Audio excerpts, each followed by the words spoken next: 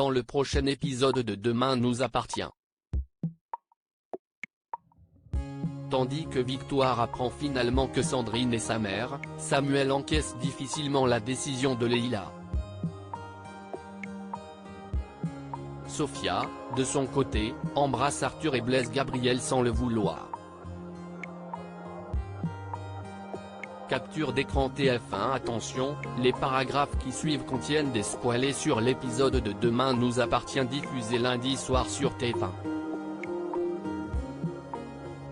Si vous ne voulez rien savoir, ne lisez pas ce qui suit. Lundi 19 août dans Demain nous appartient. Victoire apprend qu'elle est la fille de Sandrine. Andrine n'arrive toujours pas à avouer à Victoire qu'elle est en réalité sa mère, et non pas sa sœur. Mais Chloé et surtout Alex, qui a lui-même grandi dans le mensonge, la poussent à dire la vérité. Sandrine a peur que Victoire la rejette ou perde tous ses repères en entendant la vérité, mais pour Alex la révélation de ce secret de famille est le seul moyen pour Victoire de se reconstruire sur des bases saines. Victoire, de son côté, continue de faire le même cauchemar et n'en peut plus. Elle s'imagine les pires horreurs au sujet du bébé que Sandrine aurait mis au monde alors qu'elle était adolescente et a l'impression qu'elle va devenir folle. Elle sait que seule Sandrine peut mettre fin à tout ça en lui révélant son secret, et Georges lui demande d'être patiente. Sandrine va finir par parler, il en est certain. Il tente ensuite de rassurer sa compagne en lui faisant remarquer qu'il a entendu prononcer cette phrase durant la nuit: « Petite fille, je t'aime si fort, de tout mon cœur et pour toujours ». Selon lui, le secret de Sandrine n'est donc peut-être pas si terrible. Sandrine rend visite à sa mère à l'hôpital et lui avoue qu'elle va tout dire à Victoire. Elle a déjà révélé son secret à Morgane et à Chloé, et cela lui a fait du bien. Elle pense donc que la vérité permettra à Victoire d'aller de l'avant. Mais Anne-Marie pense plutôt que cela va détruire Victoire d'apprendre qu'elle est l'enfant non désiré né de la relation entre Guillaume et Sandrine. Elle interdit donc à Sandrine de parler à Victoire, mais Sandrine refuse de l'écouter. Elle n'a plus peur d'elle. Sandrine se rend ensuite chez Victoire et lui demande si elle est vraiment prête à entendre la vérité. Car le secret qu'elle lui cache va bouleverser sa vie à tout jamais. Victoire est sûre de vouloir entendre ce que Sandrine a à lui dire et la suit jusque chez leurs parents. Là où tout a commencé. Une fois dans le grenier de la maison familiale, Victoire trouve dans son berceau de bébé une poupée qui semble lui rappeler des souvenirs. Elle demande à sa sœur si elle sait qui lui murmurait « Petite fille, je t'aime si fort, de tout mon cœur et pour toujours », et Sandrine avoue qu'elle avait une boule au ventre à chaque fois qu'elle approchait du berceau et la regardait dormir. Submergée par les émotions, Sandrine quitte le grenier et Victoire la suit jusque dans le jardin. Victoire la pousse à lui dire ce qu'est devenu son bébé et Sandrine lui révèle qu'elle a accouché d'une petite fille dans le Nord. Une petite fille que leurs parents ont fini par élever comme s'il s'agissait de leur propre enfant.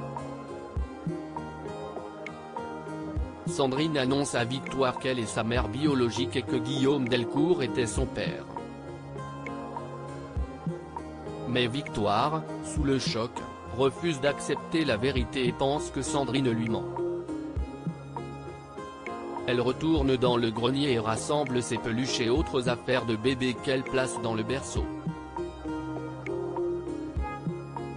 Elle refuse d'écouter ce que Sandrine a à lui dire et retourne à l'extérieur de la maison où elle met le feu au contenu du berceau, sous les yeux d'une Sandrine bouleversée. Samuel encaisse difficilement la décision de Leila. Leila annonce à Samuel qu'elle va prendre rendez-vous pour lui. Shardo aimerait qu'elle y réfléchisse encore un peu, mais Leila a pris sa décision. Sa vie de mère est derrière elle. Elle jure cependant à Samuel qu'elle l'aimait et que cela ne change rien à leur relation. Elle veut veiller à ses côtés. Mais Samuel n'est pas sûr de pouvoir pardonner à Leila de le priver de la chance d'être père. Il lui lance qu'elle est la seule femme qui lui donne envie d'avoir un enfant. Et si elle avorte, il sait qu'il ne sera jamais père. Plus tard, à l'hôpital, Marianne s'étonne de voir que Leila n'a pas encore pris rendez-vous pour son IVG et Leila lui confie qu'elle n'est plus certaine de vouloir avorter. Elle voit à quel point Samuel a envie d'avoir ce bébé et cela la pousse à douter. Marianne lui fait alors comprendre qu'elle ne doit pas avoir ce bébé pour de mauvaises raisons et qu'elle a le droit d'être égoïste dans une telle situation.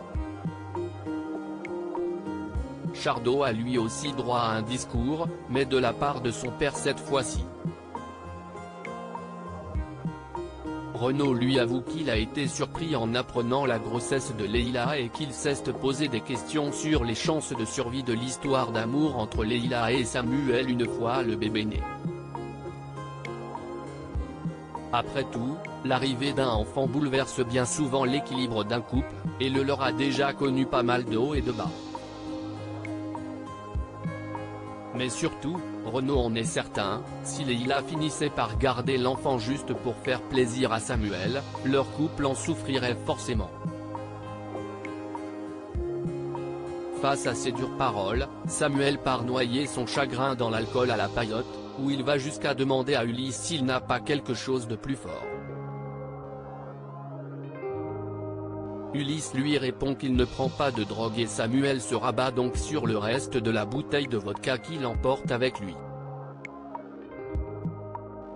Sophia embrasse Arthur et blesse Gabriel sans le vouloir alors que Sophia n'a pas encore parlé à Gabriel de ses sentiments pour Arthur, par peur de le faire souffrir, elle apprend de la bouche de sa mère que Manon est amoureuse d'Arthur et sait se laisser prendre à son propre jeu.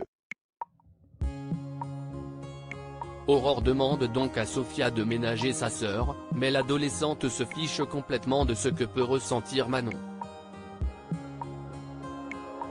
De son côté, Manon peine à cacher sa déception lorsqu'elle apprend qu'Arthur ne la voit que comme une bonne copine. À la plage, Sophia croise Arthur et s'excuse pour son comportement de vendredi. Elle lui fait comprendre qu'elle était jalouse de le voir avec sa sœur et lui dit qu'elle est contente d'être enfin seule avec lui, avant de l'embrasser. Mais elle ne se doute pas que Manon a filmé la scène et a envoyé la vidéo à Gabriel.